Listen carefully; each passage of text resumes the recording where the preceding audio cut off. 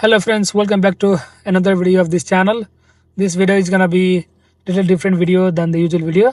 In this video I'll show you how to find which side you have your fuel tank on the car. Normally I used to get so much confused when I was a beginner in driving. I used to remember which side I have my fuel tank. It's the left side or right side, and whenever I go for the fuel station I get confused, and sometimes I park in the wrong way as well. So today in this video I'll show you the third trick to find your fuel tank without getting confused. So let's get started.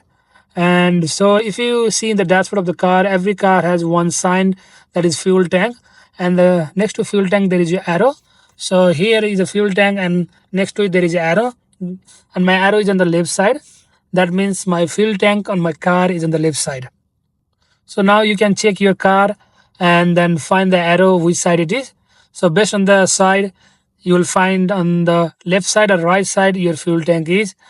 And I think this video help you in some ways. If it help you, then please like, share and subscribe the channel. And also now you don't have to worry and get confused every time whenever you go to the fuel station. Thank you. I'll see you in another video.